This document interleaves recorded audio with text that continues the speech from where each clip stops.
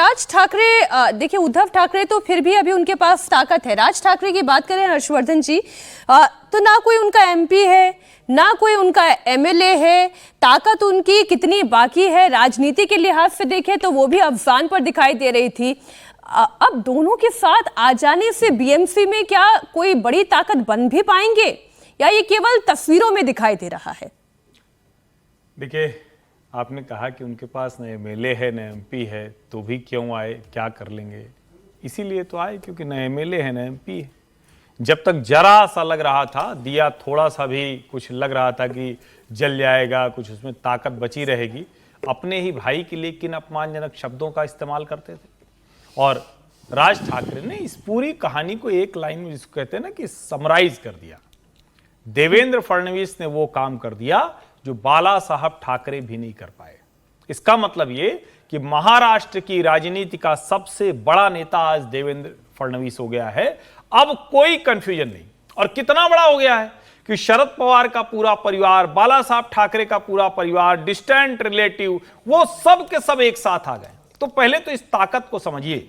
और मैं कई बार पहले भी कह चुका हूं, फिर से दोहरा रहा हूं कि राजनीति में बड़े पहलवान से छोटे छोटे पहलवान मिलकर लड़ सकते हैं, लेकिन अगर उनकी अपनी अपनी जमीन हो, यानी छोटे छोटे पहलवान ही लेकिन उनकी अपनी अपनी है। एक ही जमीन के छोटे छोटे पहलवान मिलकर क्या बड़े पहलवान से लड़ेंगे?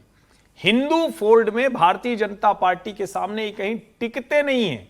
और नितेश राणे जो लगातार कह रहे हैं, वो यही तो कह रहे हैं कि विधानसभा चुनाव हिंदुत्व की जीत है।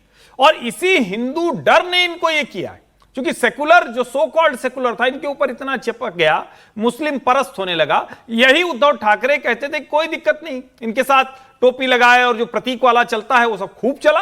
और जो विजय जी ने कहा ठीक बात है, इनके मुंह से तो हिंदू शब्द निकलना बंद हो गया। और वो तो ये कहते थे कि वो तो सब बाकी सब हिंदू नहीं है, हम हिंदू हैं, हम मुसलमानों के साथ एक साथ मिलकर रह रहे हैं। तो सबसे पहला काम यही करना चाहिए। आप सांप्रदायिक न देखिए। जो भिंडी बाजार और जिस रोड सड़क की बात कर रहे हैं जहां से सबसे ज्यादा मुस्लिम आबादी है, तो वहां जाएं और सबको कहें कि भाई मराठी बोलो।